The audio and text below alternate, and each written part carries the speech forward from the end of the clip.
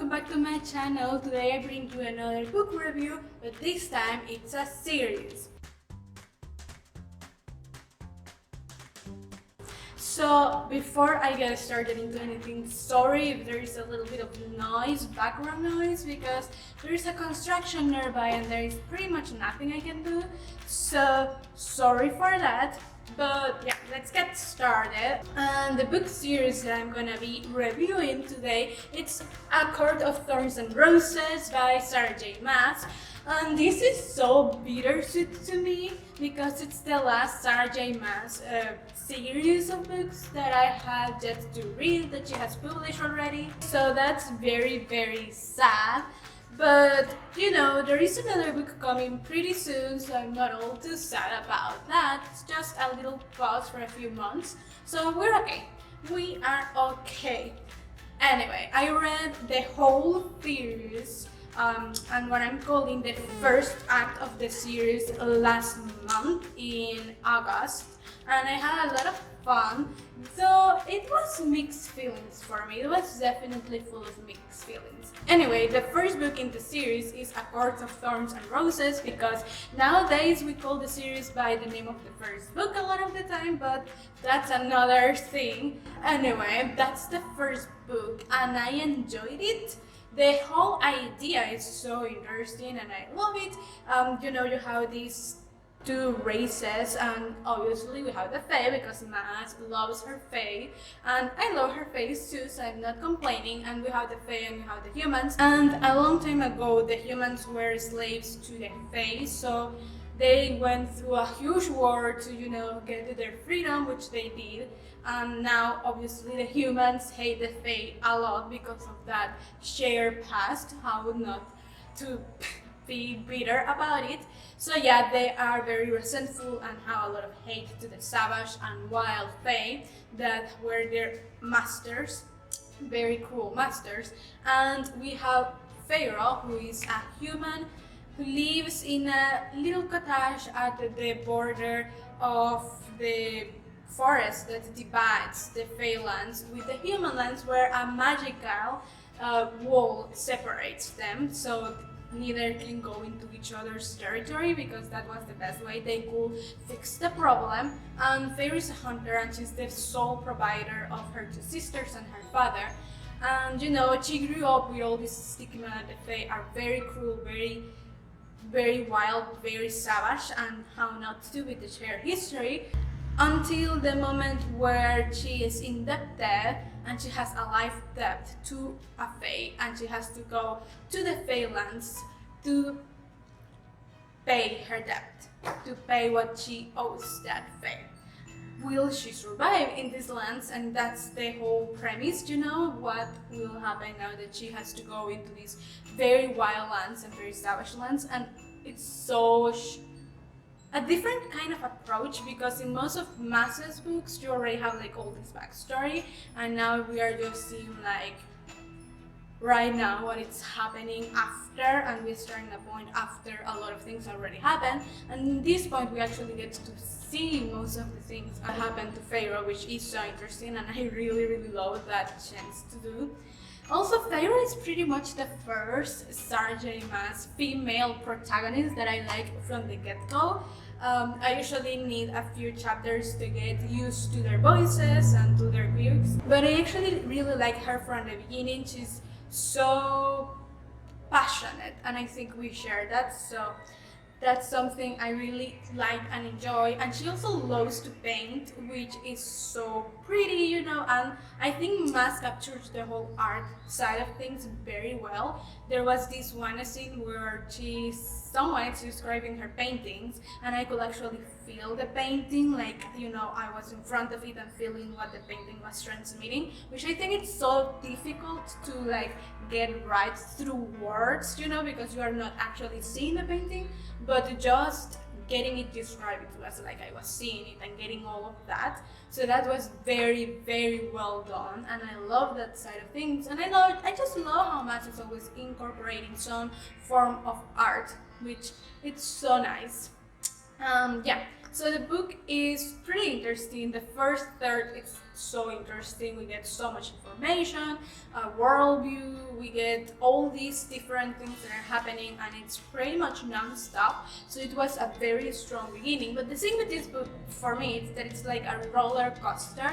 The first third, it's so interesting, and then you get to the second third, the middle of the book, and it's just like everything stops, and we just have a lot of these romance going on, which is not bad. I don't dislike the romance, but what I do dislike is that we had at the beginning all these things happening, and then suddenly everything's just like, let's forget that anything else is happening, that there is anything else to explore, and just focus on this romance developing, which it also didn't help that I didn't like the romance, the couple, that I was not okay with a lot of the things that were happening with that couple. So that was just like everything just stopped, and it was such a huge down from the high that the book had, and then just like nothing happens for probably 200 pages, so that was disappointing. And then we have the last part, which is even higher and even better than the first third of the book, and a lot of more things are happening. It's probably where the most world building, plot development happens. There are a lot of things that have been leading to that point, but that point is pretty important, and it's what it's gonna really have the rest of the series moving forward. So it's like the most important part, and it all happens very intensely in the last third of the book. And I don't like that play, like it's that roller coaster, and it's to start very strongly, then go flat, and then strong again, especially because we spend probably a little bit more time in the whole flat area in the middle, which I think is where you need to push important things so the reader can keep going more than probably at the beginning or at the end. I don't know, but for me it's very crucial. It was just a really mind-numbing experience at points, and I did not enjoy that a lot. And yeah, as I say, the romance, it's also something that I did not enjoy in the first book.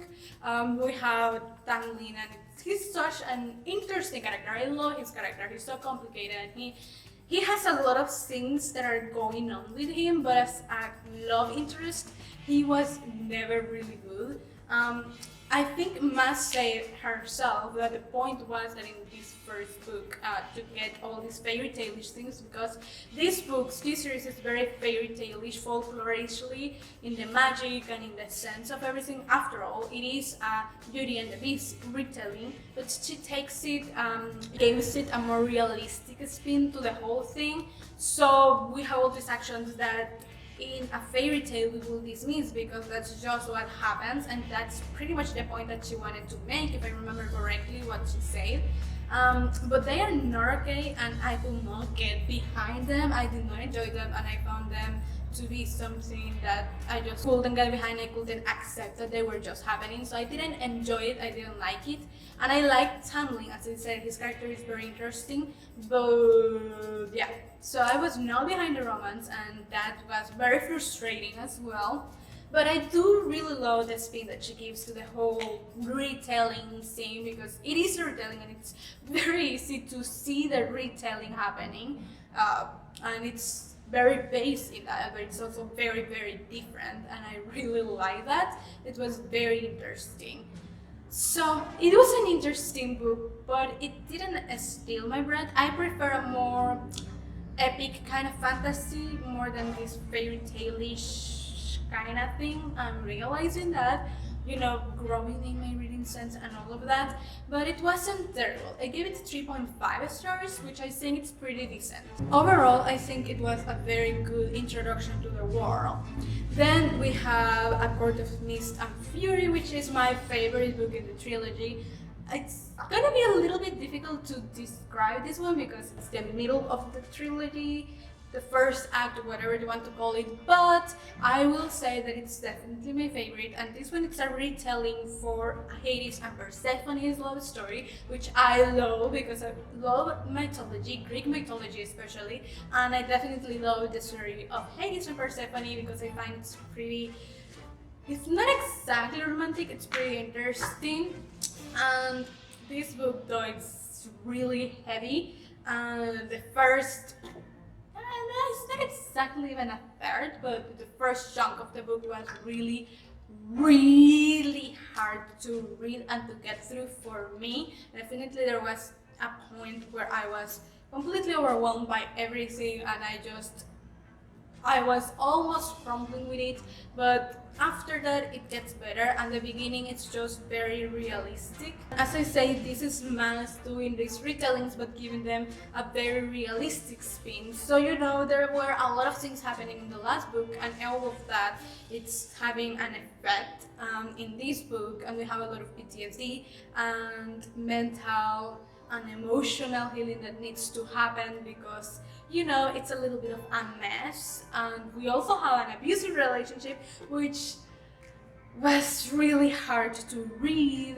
and depression and a lot of other things that are happening, and it was really hard to get through that first chunk where we are being exposed to all of this. After that, and we start getting the healing, which was a lot better for me. Yeah, I'm just grateful, but the first part was really hard to get through. Anyway, Mas is beautiful at doing her character development and healing and getting her characters through their journeys, which she does not miss a step in this one. It's very, very beautiful seeing Feyre healing and dealing with all of these things, and just the slow character development and all these little details that were so good. I love all the introductions of the new characters. I love them with all my heart. I love all of them, and they stole my heart so fast. It hadn't happened that fast in a little while, but it did, and I enjoyed it so thoroughly. I think it's also really good in the plot moving thing alongside the whole character development. We are doing both things at the same time, and it's seamless, and it's very, very beautiful and very well done. I also love the romance in this one. Fell in love. I think it's so wholesome, so pure, and so nice. And I really cannot get into details, and I wish I could because yeah, so nice. And the ending, oh, I love that ending. I think it's the best ending of the 3 books. Yes, probably even better than the last book, but I just love how it leaves things in a very, very high note, and it was so well done. I gave it definitely 5 stars. And the last little detail is then that Feyre can be very dense and oblivious at times, and I'm just gonna leave it at that because, yeah, it was fun, but also a little frustrating. Anyway, then we have the last book, main book of this first act, and that is A Court of Winds and Ruin. And this one is another one that I'm a little bit conflicted about. I cannot say a lot about this one because it's the last book, but I will say that you have the climax and the ending of all things. I liked it, but I felt that it was both things too rushed and too slow at the same time, which is pretty confusing. But here's the thing, there was a lot of things happening, like a lot of things for the last book, and it didn't felt like it had enough time for everything that was happening. And yes, I'm gonna try to talk over that because if not, this is never gonna be done. It didn't feel like they had enough time to happen, to develop, and to get to a reasonable point. Like, we ended, and then all of these things needed to happen in order to get the ending of the series, of the first act, and it's just so much happening. I really think that the whole series could have really benefited for one tiny little more book in between 2 and 3. Maybe it's not as long, maybe the 3rd book is not as long either, but they both feel better pace. And then it's also too slow because I'm expecting, things to happen to climax and to get to this high point, and they're not happening. It takes a long time to happen, so it feels really slow in that point as well, and it feels both. And I'm not saying that it's badly paced, because I actually think that you always have something happening, and that you are never bored, or you are never not having something. It's pretty intense, but at the same time you have all of this. It's well paced but weirdly paced at the same time, which is very, very weird for me. But yeah, Feyre, it's, you know, the epitome in this book. She has grown so much. We're still going through her journey, but she's such a badass in this book, and that is so nice and so satisfactory. I loved it, and we have a lot of plot, not plot actually, plot happens a lot, but it's world building that we get a lot in this book. We have had little parts in the previous books, parts in the previous books, but it's in this one where we get so much world building. We get to explore the Fey lands and all the courts and all of this that is happening, and we also get to explore the human lands and the continent and all the areas that this world has. So that was very satisfactory because I wanted to get to that. And yeah, it's satisfactory. The ending, it's good. It's a good ending. It's very fairy tale-ish. I give it that. It's completely in line with it. I do miss that it's not a retelling of something. At least I don't think it's a retelling of a story, this one, but it was very fairy tale-ish still, so I like that, and it's very in line, and it really closes with all the lines that it started with and things that I didn't completely understand or was completely happy that happened in the first book. Now came, and they have a lot of weight in this book, which I really like, how everything just connected and tied so neatly. It was really, really nice, and I really enjoyed it. I enjoyed the way things are left off and all the little details of the things that need to happen in the next act. I can definitely see why it was necessary, because there are a lot of little things that still need to be addressed. Well, not so little, but you know, details that still need to be closed and addressed for everything to be settled down, for the world to be at peace and how it needs to be. So I'm definitely looking forward, but you know, it's gonna be different in the next act. So yeah. And then we have the novella, and I say novella because for me a novella is something that's definitely not a lot more than 100 pages. It can be 112, 115 maybe, but not too much more than that. And this novella has 229 pages. That's a companion book. That's not a novella, that's a companion book. But that being said aside, we have A Court of Frost and Starlight, and it's just this very nice holiday-ish companion and story. So it's fluffy and it's nice and it's peaceful and funny, and you get to have those little moments that are just a slice of life basically, which I really enjoyed, and I had a lot of fun just reading it, a lot of laughter as well, and just grinning. But the thing that I enjoyed the most is that it's not just fluffy and like that, which it's nice and all, but it also continues to prep the world for what it's to come and pave the path that it's to come. And I really enjoy that, the little details that already have me with anxiety to see the next part, the next act of the series. It's just really nice, and I really enjoyed it, as well as all the different bows. Almost everyone narrates this one, and I love that because yes, I love my babies, and I love that they all have like at least a chapter. I enjoyed that, I love that, I was really happy with that, and the ending extract that it has for the next book was really a nice touch, just to get you into what really is going to be happening in the next book, like really what is going to be happening, when it's going to start and all that. I think it was very well handled. I gave this book 3.5 stars. It was nice, but I also don't think it was anything out of this world, so yeah, it was a nice edition. Yeah, that's my little rant review of the whole A Court of Thorns and Roses series, and I really enjoyed it. I don't think it's my favorite, definitely not by starting mass, but it's a good one. It's really enjoyable and it has its moments. It's probably not for everyone, but it's really nice, and I love the characters if nothing else. So that was a good addition. Now I have to wait until A Court of Silver Flames comes out next year, which it's close now, so that's nice, but I'm still really anxious because I know I'm gonna be really anxious and exasperated in that book, which it's an interesting thought. Anyway, tell me if you have read any Sorayman's book or what you think about the series. I really want to know. And if you like this video, don't forget to give it a big thumbs up, subscribe if you haven't already, and click the little bell icon so you can get notified every time I post a new video. And I'll see you next week. Bye!